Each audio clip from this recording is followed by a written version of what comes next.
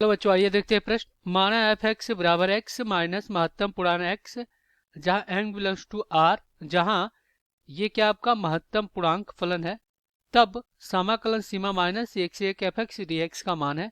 विकल्प ए दिया गया 1, बी दिया गया 2, सी दिया गया 0 और डी दिया गया -1/2। चलिए इसको हल करते हैं। सबसे पहले तो हम क्या करेंगे, यहाँ पे मुख्य अवधारणा लिखेंगे। मुख्य अवधारणा, तो ये क्या होगा इस प्रश्न के लिए। तो देखिए हमें पता है कि अगर आपके पास x बड़ा या बराबर हो किससे, 0 से, और 1 से छोटा हो, तो वहां पे जो x का महत्तम पूर्णांक होता है, x का महत्तम पूर्णांक वो कितना होता है, 0 होता है। और जब आपका x क्या हो, यहाँ पे बड़ा या बराबर हो -1 से और छोटा हो किससे, छोटा हो 0 से, तो आपका x का जो महत्तम पूर्णांक होता है वो कितना होता है, ये होता है -1। तो अब हम क्या करेंगे, यहाँ पे दिए गए प्रश्नों को हल करेंगे। तो यहाँ पे इसको हम i मान लेते हैं। तो ये हो गया i बराबर समाकलन सीमा -1 से 1, और ये क्या आपका f ऑफ x dx। अब यहाँ पे देखिए किसमें x आपका 0 से बड़ा या बराबर 1 से छोटा है, तो कितना आ जाएगा, 0 आ जाएगा। तो देखिए आपका x का है -1 से 0 के बीच में, क्योंकि x माइनस महत्तम पूर्णांक कितना है, x, तो यहाँ पे जो महत्तम पूर्णांक आएगा वो कितना आ जाएगा, -1 आ जाएगा।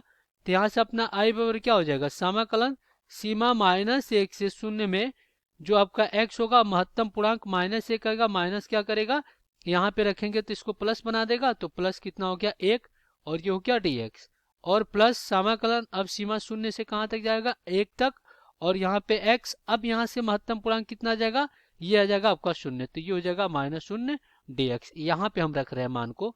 यहाँ पे देखिए जो हमारा फलन है यहाँ पे लिख दे रहे हैं f ऑफ x बराबर x माइनस महत्तम पूर्णांक कितना x। तो यहाँ पे जब हमने मान -1 रखा, यहाँ पे -1 तो +1 हो गया, ये बन गया, और यहाँ पे महत्तम पूर्णांक x का मान 0 रखा तो x -0 हो गया।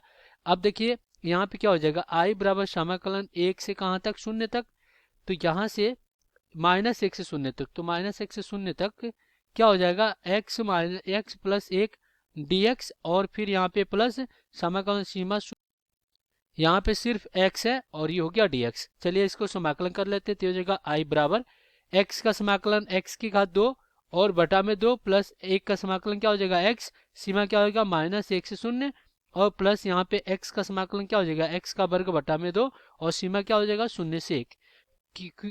क्योंकि हमें पता है कि समाकलन x की घात n dx क्या होता है, x की घात n प्लस 1 बटा में n प्लस 1 प्लस में आपका अचर सी। तो यहाँ पे इसका घात कितना था, 1 था, इस पर इसका भी घात कितना 1 था, तो इस प्रकार ये समाकलन बना इसका।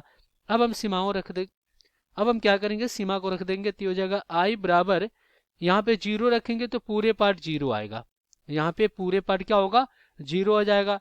अब यहाँ पे -1 रखेंगे तो माइनस का वर्ग प्लस, तो 1/2, और प्लस यहाँ पे क्या हो जाएगा, ये होगा -1, यही होगा, और ये कोष्टक बंद, और प्लस यहाँ पे क्या हो जाएगा, 1 रखेंगे तो 1/2 और 0 रखेंगे तो 0।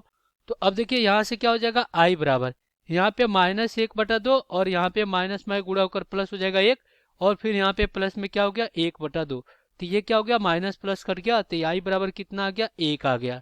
तो 1 क्या हो जाएगा, आपका उत्तर हो जाएगा। अब हम विकल्प में देखेंगे कि कौन सा विकल्प से हो रहा है। तो यहाँ पे आप देखिए विकल्प के लिए तो पहला विकल्प सही हो जाएगा। आशा करते हैं बच्चों ये प्रश्न आपको समझ में आया होगा। धन्यवाद।